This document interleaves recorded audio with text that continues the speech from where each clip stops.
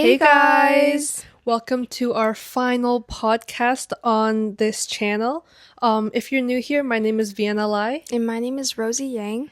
and overall we've kind of highlighted the overall aspect of being a teenager. So today we're going to focus specifically on fast fashion.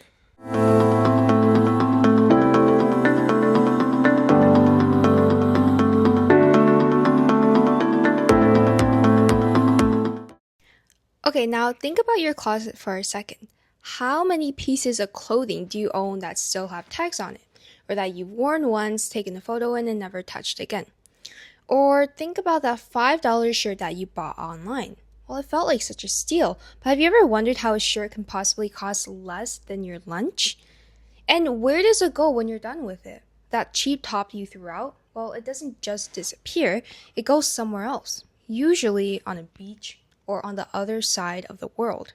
Now, today we're pulling back the curtain on fast fashion, and not to make you feel guilty because we all participate in it, but to understand what's really happening behind those add to cart buttons.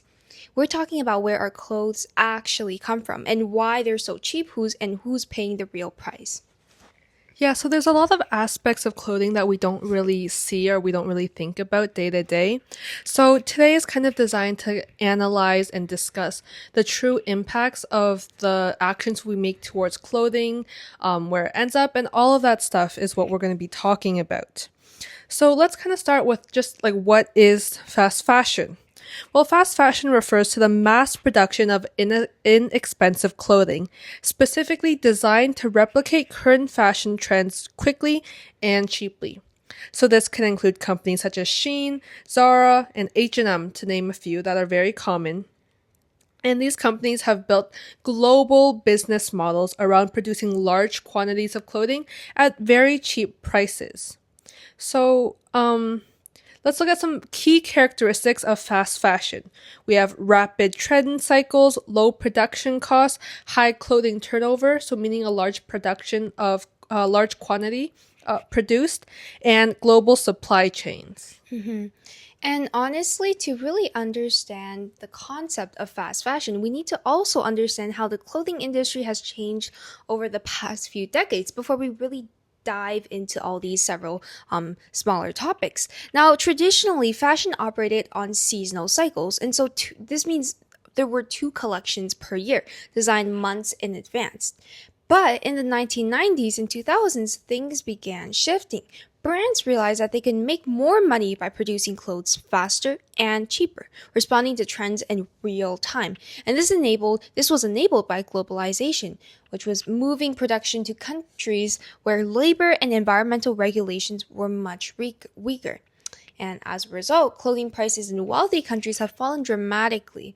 For instance, in the UK, average garment prices dropped by 53% in real terms between 1997 and 2014. But those savings come with a hidden cost.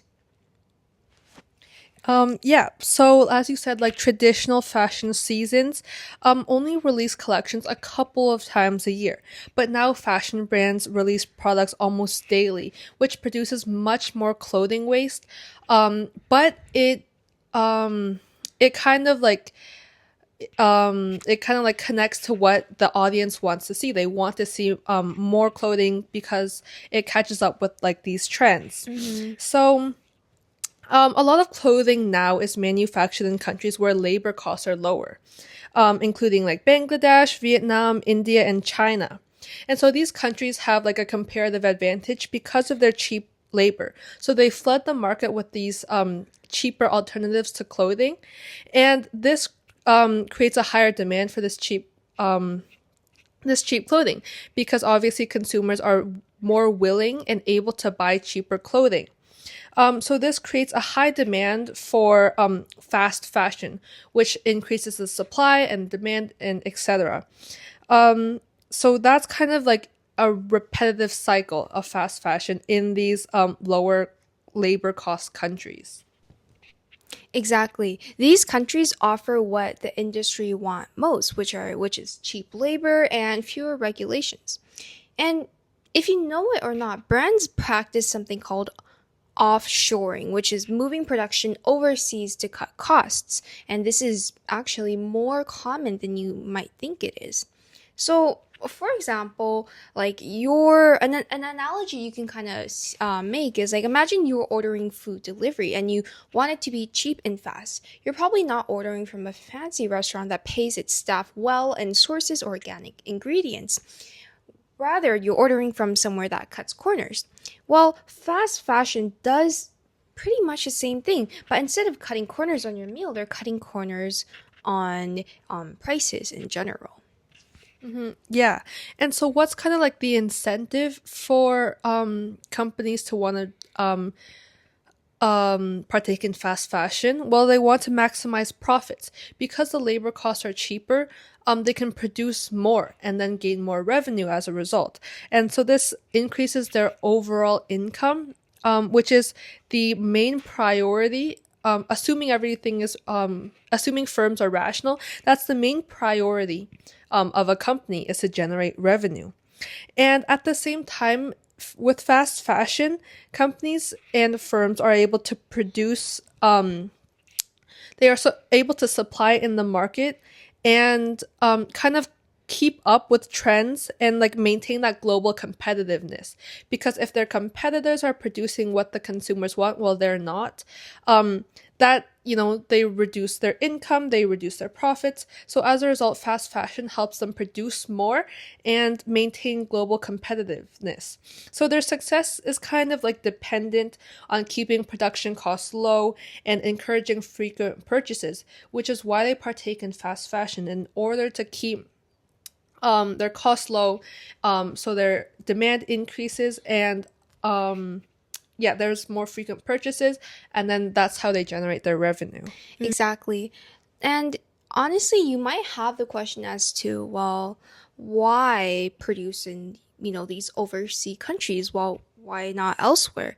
Well, it's simple because this is just by design. Now, as Western markets tightened environmental and labor rules, such as in Canada, in the US, in the UK, fast fashion companies shifted production to countries where they could operate with fewer constraints, fewer regulations, fewer governmental regulations and laws.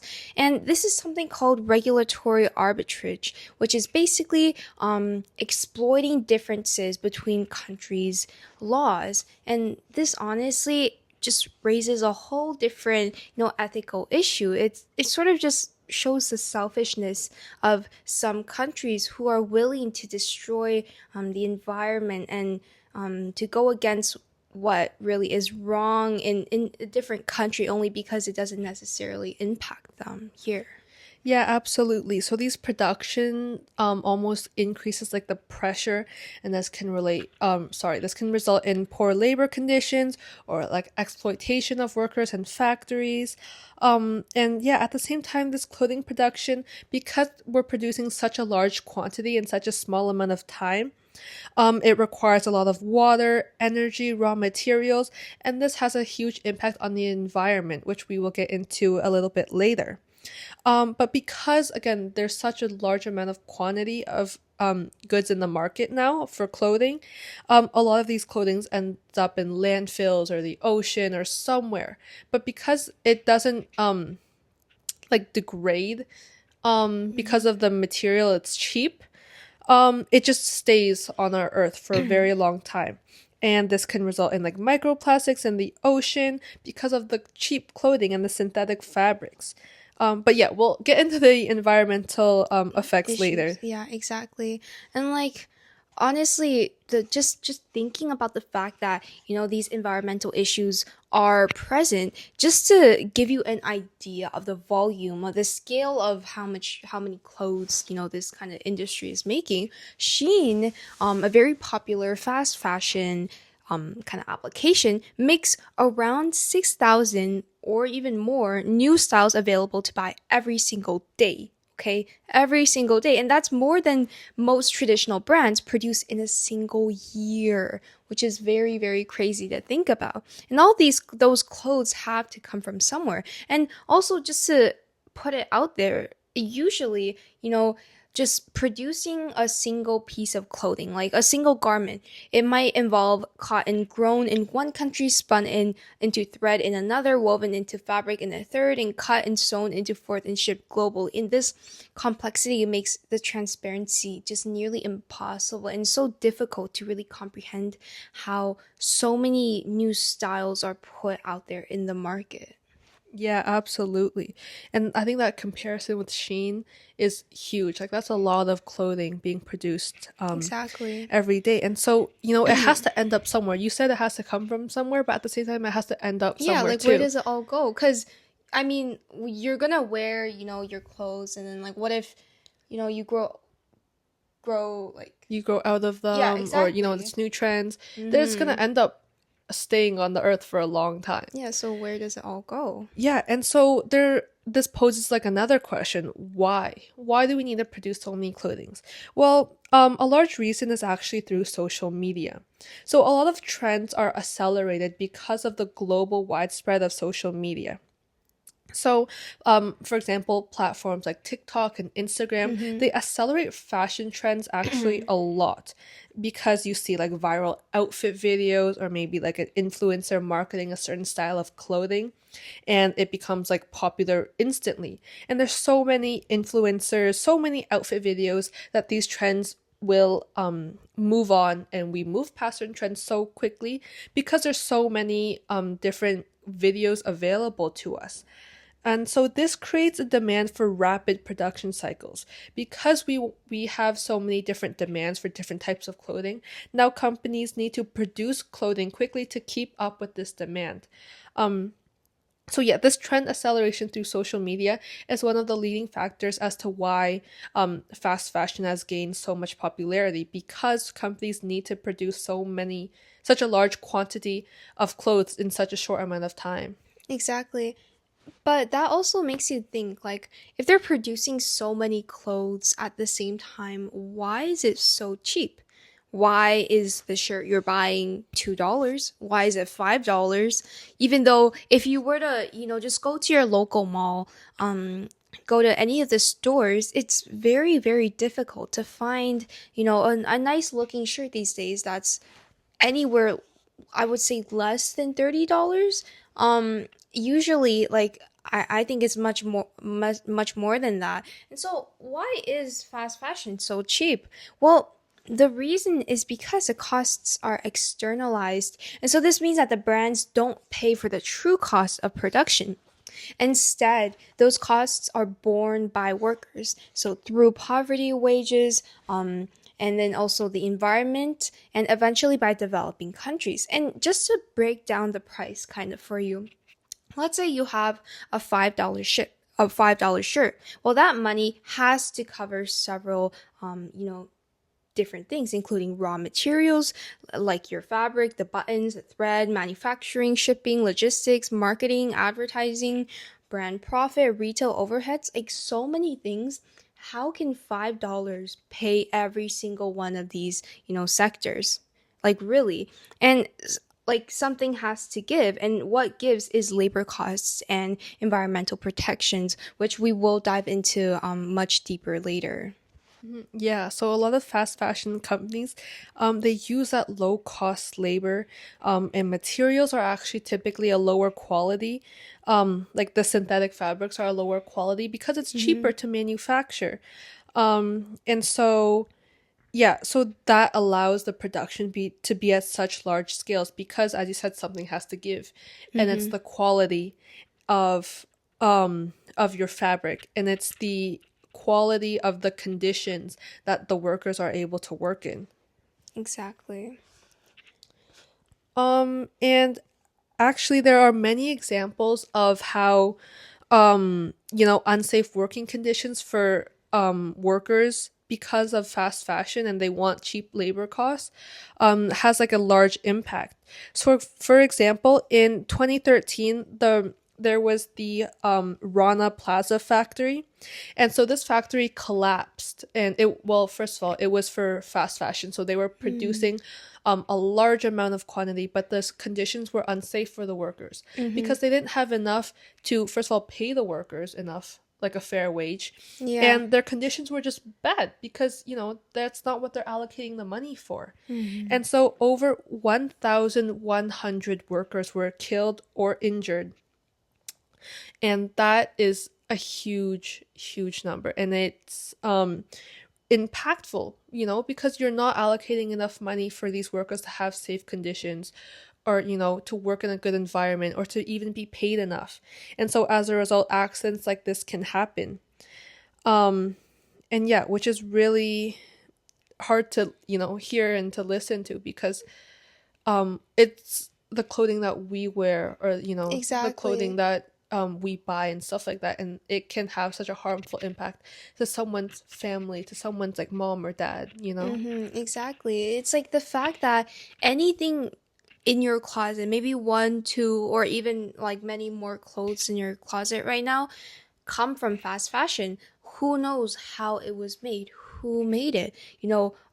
What extreme consequences may have happened during the making of it. And it's just so unfortunate to hear how just it seems like such an easy thing, right? Like making like a shirt, but the amount of effort that goes into it is just it's just really hard to comprehend. And that just honestly that raises the biggest issue when it comes to fast fashion, which is labor exploitation. And in terms of fast fashion, this just means that workers are paid poverty wages and forced to work extreme hours, denied basic rights, and subjected to unsafe conditions, all so that eventually brands are able to keep their prices low. And did you know that according to a 2019 report, garment workers in countries like Bangladesh often earn far below living wages? And did you know that actually 0% of Bangladeshi garment workers and only 1% of Vietnamese garment workers earned a living wage? And this was according to 2019, which, yes, it was around 7 years ago, but that is still pretty recent if you Yeah, a ask little me. too recent to Yeah, feel like exactly. comfortable. And think about the fact that fast fashion, in my opinion, has gotten more popular over the years. Mhm. So think about how much worse has this gotten. And the fact is that these workers, they can have shifts working all the way from 12 hours up to 16 hours, and this is like common. Some people may even work somewhat less or more. Really depends. And this is also especially during peak seasons. And once again, like what you mentioned, like working conditions are terrible. They are so bad. Factories often have blocked fire exits, poor ventilation, and no protective environment equipment, sorry. And so workers who try to unionize face retaliation, termination, or threats. It's just all of these issues just creates a very negative working environment. Yeah, absolutely. So there's a lot of like ethical concerns in regarding the production of fast fashion, as you have mentioned a lot. And this is kind of like even like reinforced by outsourcing production to countries with weaker labor regulations, because now you're almost normalizing or deeming it like okay for this to happen, because you're sending even more production to these countries, and then this makes workers have to work even more or get paid even less, because the demand is increasing, because there's more pressure to produce clothing quickly and cheaply for a larger amount of firms. And so this again, like this reinforces that low wages for these workers, those unsafe conditions, those long working hours, and it's just really hard on all of their families. And this is like a global issue. Yeah, as you said, in Vietnam and in Bangladesh, this is a huge issue because of the cheaper production and the cheaper labor costs. Yeah. And actually, many of these garment workers, not necessarily just in Bangladesh or Vietnam, but all over the world in these developing countries, they earn less than $100 per month, despite working those long 12 to 16-hour shifts. So to put into perspective, $100 per month is not a livable wage. That's $1,200 per year. like approximately. But that is not enough. Even in developing countries, that is not enough to sustain a healthy lifestyle, especially not to support a family or even to support one individual in itself. So these low labor costs and these low wages are really, really impactful to the workers. Exactly. Like this it's just so difficult to hear that, such a normal thing for us is so different from someone else all across the world. Like someone working in the factory, working hours, straight, just making pieces of clothing for them to be so cheap. Like it really makes you think, like it's just back to the first question that we asked, like why is it so cheap? Well, now we know why it is so cheap. It's because workers aren't being paid, what they're technically supposed to be, right? Like just not even the fact that they're being getting paid like livable wages, that really says, that really says a lot. And not even that, just despite the fact that they're not getting paid adequately, working conditions are also very difficult. Many workers have lost their lives or even experienced health implications. Some according to some reports by Bangladeshi women, they've said that sometimes they've been denied rights to go to the bathroom, to even use the bathroom, right? Which I would say less than 5 minutes wouldn't take that long, right? And the just not being able to, being denied your human rights, I think that really says a lot and raises so many ethical issues into fast fashion itself. Yeah, and this kind of highlights how there's really two sides to every coin, Yeah. right? Like us as consumers, we're in like a developed country. We're very, very fortunate to Mm-hmm. be on like the almost like the receiving end of this. We're kind of like reaping the benefits, if you will. And that's not to like villainize, ourselves, but at the same time, our demand, this increasing demand for these cheap clothes, and is kind of compounding all of these effects for these workers. It's because of the demand is so high still, it creates that increase in supply and that pressure for them to produce more clothes at a Exactly. cheaper rate. And so, yeah, I'm not saying like we made the issue, but we're really reinforcing it. We're Exactly. not we, but like, As in like consumers consumers as a whole, yeah. just not making the situation any better by having such high demand for these cheap clothes. Yeah, like what I mentioned earlier, like think about like the report back in 2019 that basically, I would say basically nobody um who reported their experience working said that they were getting paid a livable wage or an adequate amount. And so the fact that in recent years, especially I would say 2019 was kind of the start of COVID-19. And then I would say during the pandemic, more and more people, began using, online resources, especially purchasing online, because, barely anyone was out in the streets going to the malls and paying for buying, clothes. And so this made fast fashion so much more popular. And even now, it is still very popular. So think about how our demands as consumers, how that is impacting other the workers who are producing our clothes at such a fast pace, as the worker I mean the work hours that they're putting into this is just you know like something to really think about, if I'm being honest. Yeah, now that you mention it, like how many times, like throughout the pandemic when we were in quarantine and we couldn't go outside and we spent so much time like on social media, how many times did we see someone posting like their Shein haul and like Yeah. influencing people to buy this because, oh, it's so cute and it's so cheap. I only paid like $10 for it. You should do the same. Yeah. How many videos like this did we see? Or someone just giving like a haul of what they bought and how it was so cute and so cheap, and influencing everyone to purchase it, but kind of ignoring or even being ignorant to the effects that this had on workers globally.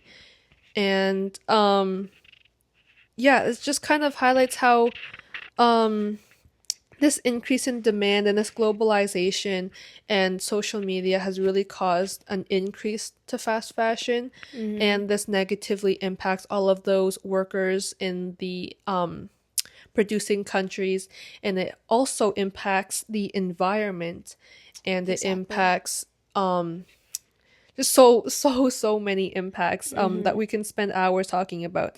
But why don't we move on to some of the environmental impacts? Yeah, for sure.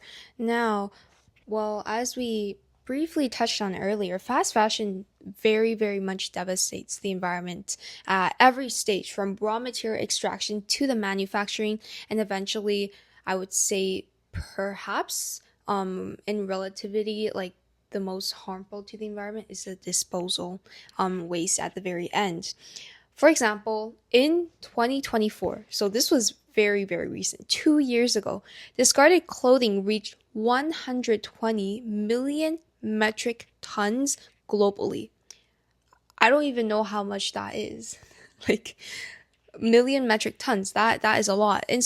And approximately 92 million tons of textile waste is also generated annually. And so this is even like present day as well. And who knows if the numbers went up or not. And even more, about 80% of discarded clothing ends up in landfills, or incinerators, while less than 1% is actually recycled into new fibers. And so this waste is worth approximately 150 billion US dollars in lost raw materials. And that's a lot, like a lot of big numbers. Yeah, absolutely. Those are a lot of stats that really highlight the huge impact that fast fashion has on the environment, because this large scale textile production, well, it requires a lot amount of resources, a lot of amount of raw materials. And after you produce all of that, where does it end up? It ends up in Mm-hmm. the landfill. It ends up on the earth. And so yeah, just a lot of impacts. Like there's also water pollution. This is like from the textile dyeing, um the text dyeing these textiles, it releases chemicals into the river. Mm-hmm. And so textile dyeing is actually responsible for about 20% of global industrial water pollution. And Exactly. water pollution is huge because all humans need water. Not Yeah. only humans, but all living things, Mm-hmm. animals, plants, they all need water. So water is like the medium for life. You know, all living things are dependent on water. And to dye it through fast fashion has a huge impact. Exactly. Yeah, and so another way of like this water pollution is microplastic pollution, which I touched on like a little bit earlier. But it's basically synthetic clothing. It releases tiny plastic fibers when it's washed. And this can enter oceans and eventually into food chains. Because it pollutes the ocean, and all of the living creatures inside the ocean, Mm-hmm. they consume these microplastics, and eventually we eat, or not some of us, some people eat these like ocean water aquatic animals. um so yeah, and it just overall has like a huge impact not only to these animals but also to humans. So we're kind of eating our own pollution if you think about it, and it's Exactly. really harmful because it's microplastics.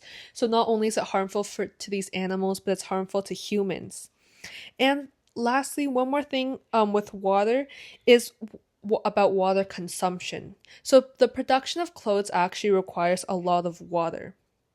Producing one single cotton t shirt can require around 2,700 liters of water, which is a lot for just one t shirt. And that's around what a person drinks in like 2 to 3 years. Mm-hmm. So to think of that, this is like compounded. It's encouraged because there's so much demand, and that means so much water is being used up to Yeah. produce all this huge quantity of clothes. Yeah, like you have so many negative consequences to the environment just for, some cheap pieces of clothing. I think, there needs to be more to talk about with that. And with the water, while you were talking about the microplastics, how it ends up in the human food chain, did you know that, well, each laundry load of polyester clothes can actually discharge up to 700,000 microplastic fibers. And as you mentioned earlier, all of these, approximately, these are approximate numbers. All of this ends up in the human food chain. And in the ocean, approximately 500,000 tons of microplastics enter the ocean annually from washing machines alone. And that's just such a crazy number to think about, the amount of water pollution that we're causing to the environment. But honestly, not even just water pollution, these companies in fast fashion also causes so much air pollution. A lot of, like, the fashion industry alone accounts for nearly 10% of global carbon em, emissions, more than international flights and maritime shipping combined. Like, think about it. Fast fashion alone, 10%. That is a lot, of carbon emissions. And even now, like, just the idea that global warming is such a big issue that we're trying to combat and stuff like that. Just the fact that fast fashion is just increasing the rates of this is that's just um there needs to be more really to implement for impactful. this. Exactly. And also, like, producing textiles from raw material extraction from manufacturing and all of that, as mentioned earlier, accounts for 92% of the fashion industry's greenhouse gas emissions. And for example, ultra fast fashion production in productions in countries such as Malaysia, China, and Bangladesh is highly energy intensive and heavily reliant on fossil fuels, particularly coal. And honestly, all I have to say is, just at the end of the day, whether it's air pollution, water pollution, whatever type of pollution, at the end of the day, it all comes back to humans, and we are negatively impacted at the end of the day. And so really makes you question, why are we still doing this, right? Yeah, it's kind of like a taste of your own medicine almost. Like Yeah. our demand is like leading to um all of these environmental impacts, and we're the ones suffering the Mm-hmm. consequences. Obviously animals, plants also suffer from water pollution and air pollution. Um, but if we're all suffering, there's no, we don't have to be doing this. Um, Exactly. but yeah, like how many times have you passed like clothing factories and you see so much smoke coming out from the top, because and that is leading to a lot of air pollution as well, because you need so much energy, so many fossil fuels, and it releases so much carbon dioxide emissions. Um, yeah, it's just a huge impact to our environment. Not only water and air, as we've covered, there's a lot more, but just so that you get like a general idea, there's a lot of pollution. Yeah, But now exactly. we've kind of talked about the like impacts on the environment from like a polluting as our point of view. But where do these clothes actually end up? Well, yeah, this is a big question that I feel like a lot of people don't really consider most of the time, because much of this waste, the clothes you don't wear, the clothes you discard, etc., much of it is shipped to the global south. So basically, in South American countries. For instance, in 2022, 124,000 tons of secondhand textiles entered Chile alone. Only Chile, just one singular country, and much of which was eventually dumped in the Atacama Desert region, which is, why are we dumping waste into a desert, right? Like, what's going on, guys? Like, open air burning of this waste harms public health and the environment, which goes back to, air pollution. And it's just all of this. At the end of the day, no matter everything we do, it just goes back to humans. At the end of the day, it is impacting life all around, whether aquatic life, or just life on land, humans especially. And so you really have to consider, like, okay, yes, you can say that, oh, fast fashion has many benefits. For example, it is convenient, it is cheap. Yes, maybe they keep up on trends, which is all true. There's none of that is, false. But you really have to weigh out the pros and the cons. Is it really better to prioritize my convenience over the earth, right? The environment around us? Like, it really makes you think. Yeah, and so obviously there's so much supply, and so much waste is generated. And as you said, a lot of it goes to the south, to for example, to Chile. And that is just just one example of many, many, many.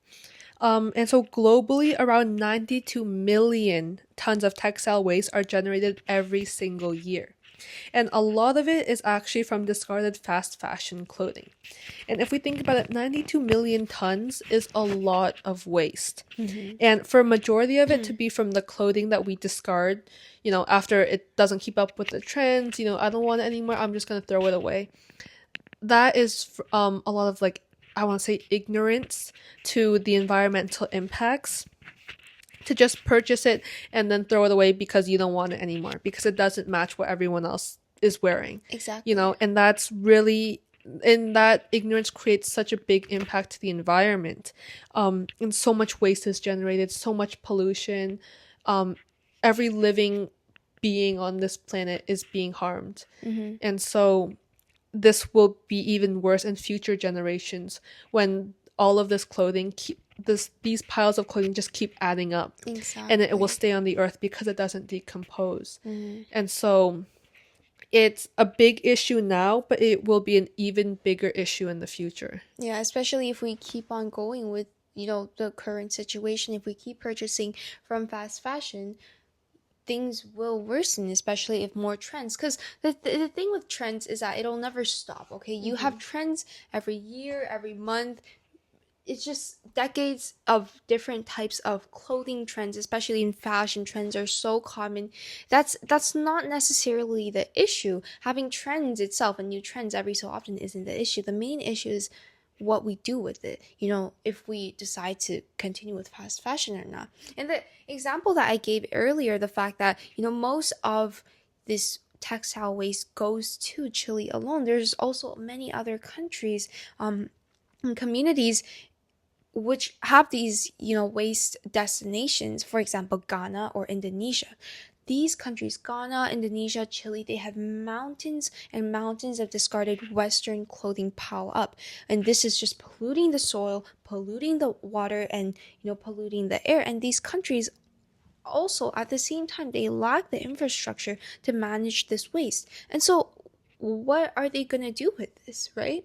Other countries are just piling in waste every single day, and they have nothing to really, they're just unable, they don't have the manpower or the correct infrastructure, or perhaps even the funds to clear out all of this waste. And so it is only going to sit there and just become a landfill, and just, it'll take years and years on end to eventually decompose. Yeah, absolutely. And I think it's inexcusable for so many consumers to be still demanding all of this cheap clothing, because of all of these impacts to the workers, to the environment, so many ethical concerns, environmental concerns. It's just not it's just inexcusable. But for lower income groups, or maybe even younger consumers, this has made clothing more affordable and accessible. And for example, some people who just genuinely cannot afford more expensive clothing, fast fashion is maybe the only option that they have to put clothes on their body. And and yeah, I think in this scenario, it's a little bit more justified almost to demand low costing clothing. But this is only a smaller percent of the population. I think if you're financially stable, I think straying away from fast fashion is reasonable and it is beneficial. And at the same time, fast fashion has also created millions of jobs worldwide, especially in developing countries where manufacturing provides a lot of economic opportunities. And while we did say that the wages for these workers are very low and the conditions are very bad, for a lot of these workers, having a job, even if the pay is bad and the working conditions are bad, having a job is better than having no job. Exactly. So, at the same time, there are infinitely many negatives to fast fashion, but there are like a couple of benefits, for those low income groups. It is beneficial for them to have cheaper clothing. And Mm-hmm. for some of the workers in developing countries, it's better to have a job than to have no job. Yeah, exactly. Like, there's just so many perspectives and so many sides that you have to consider when it comes to this. And I would say that for the majority of people who do have choices when it comes to the types of clothes that they can buy or purchase, or even the different brands you can buy and purchase, I think definitely to really improve future states and future generations, it is best to be more mindful, maybe even do some research ahead of time before really investing a lot into one singular like the company or exactly like a company or even fast fashion in this case. Yeah, of course. And I think educating a lot of teenagers on this situation will also be very beneficial. So not only should teenagers be doing their own research and understanding all of these impacts, I think it's very important for parents or educators to be kind of teaching young teenagers the big impacts of fast fashion, and maybe this can lead to kind of a diversion away from these cheap clothes and these bad conditions for workers, and just kind of having everyone understand that if you have the opportunity, you should maybe purchase more expensive clothes Mm-hmm. because they come from more ethical sources, because the quality is better, and because we won't have so much waste in the environment, just to name a few. Yeah, so this issue of fast fashion is a global thing that there are many limitations to it. However, it is not too late for us to make a change. As a matter of fact, some companies have decided to actually recycle polyester and to make recycled clothes. And don't think of this as, oh, dirty clothes coming from recycled materials. That's not the case. They go through many different cycles of cleaning and all of manufacturing and all of that.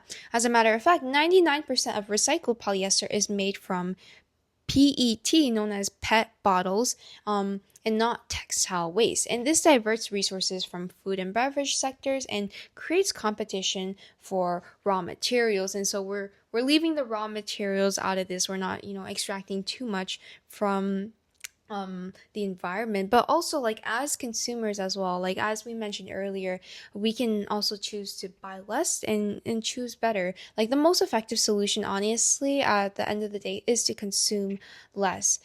For instance, in high income countries, people buy 30 to 70 new items a year statistically. However, it differs from household to household, and this is well above the 5 item level that would keep fashion aligned with climate targets. So, next time you go shopping, really ask yourself, do I really need this? Is this something I really want, right? And not just, oh, I think this looks nice. Maybe I'll wear it once or twice. So really be more cautious and be more mindful when it comes to shopping and purchasing your clothes. Yeah, I agree. I think decreasing demand is probably the best way we have at fighting or making a change in fast fashion.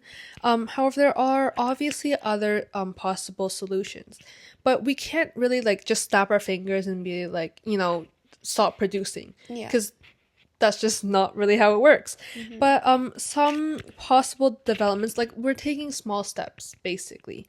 One thing we can do is lean towards more sustainable fabric technologies. So rather than being so dependent on um, low production, low labor cost Mm-hmm. production. Um, maybe more sustainable technologies. While this would decrease job opportunities, but it would be much more sustainable and much more ethical for these workers. And we can also maybe implement some clothing recycling systems. So instead of dumping all of our clothes into landfills, we can recycle the clothes. If you don't want it after 1 or 2 wears, I'm sure many, many other people would want to wear it. Um, or this can also be, using different fabrics that can be recycled, just little changes like Exactly. that. And even stricter labor regulations will also help the working conditions for the workers, and it will help minimize like the ethical impacts of fast fashion as well. Yeah, and going back to what you mentioned earlier about how, well, your clothes, just because you don't want it, doesn't mean that someone else doesn't want it. This actually just, goes into the idea of thrifting. Like, I think that in general, like, the idea of thrifting is kind of like recycling clothes, or a shirt that doesn't fit you could maybe fit someone else, or a shirt that you may is too old, you don't want to wear again, you could, give it donate to a thrift shop, and then other people can purchase it. That way we're not purchasing more and more clothes that end up in the waste, in the landfills. And I think the idea of thrifting is would be more beneficial, and I think if more people get into that, it will definitely provide more benefits to um, our environment in the long run. Yeah, absolutely. And I think or if there's just clothing that you don't want to wear anymore because you don't think it's trendy, maybe, a friend or a relative would want to wear it. Or you can even donate it. Even if you don't give it to a thrift store, donating to families in need is a great way to kind of recycle those clothing. Because again, there's many families, many individuals who would want the clothes that you're going to throw out. So if you're not going to thrift it, donate it. If you're not going to donate it, then thrift it. Give it to a family member, give it to a friend. So there's so many options of how to recycle it. Or even if there's a piece of clothing you don't want, maybe you can cut it up and make it into, your own style, Yeah, Or if exactly. something doesn't fit you, you can like add fabric to make it a little bit bigger, Yeah, or give it to or like you family, give it to someone yeah, or you else. can, Yeah. cut it, tailor it, hem it. There's so many options. Yeah, and actually, this reminds me, I'm not sure about different other countries, but locally in Canada, specifically in Ontario, if you drive around to different plazas, there's actually these really big, they're white and blue bins that you can basically donate your clothes, and you can put your clothes into that. And there's also like community centers where you can just donate your clothes, and obviously these clothes will go into ethical ways of other ethical manufacturing methods. And I just think that that's really good, and I would say that is a very good, positive community impact that is done well here in Ontario. And I think that many other countries who may not have this regulation implemented could maybe take some inspiration from that, because I think this really helps the fact to reduce the textile waste that is dumped in landfills each and every year. Yeah, so as you mentioned, there's so many different opportunities for you to recycle your clothes, to Exactly. reduce the amount of waste that goes to landfills. And so overall, to kind of highlight everything, so fast fashion has really transformed the clothing industry. It's made like trendy clothing more affordable and more accessible than ever before. Hmm. However, that same fast fashion system has allowed clothing to be produced quickly and cheaply, and this creates significant environmental and ethical challenges. And so I think understanding where this clothing comes from and what happens to the people that produce it and what happens to the environment, to the land, and to living beings after we discard it, this is very, very important to Yeah, understand. And for it sure. can yeah, and it can help consumers make more informed choices about fashion. So for Hmm. example, decreasing the demand for fast fashion and investing in maybe more ethical or even more expensive or better quality pieces of clothing. Yeah, and I think just understanding everything that we talked about today is very, very important. Exactly. So maybe it's time that we stop accepting cheap at face value and started asking cheap for who. Okay, well, that's all for our final podcast on this channel. Thank you guys so much for watching and for following us along on this journey. Again, my name is Vienna. And my name is Rosie. And that's all we have for you guys. Yeah, so today you. today we talked about fast fashion. Thank you so much for watching. Thank you. Bye. Bye.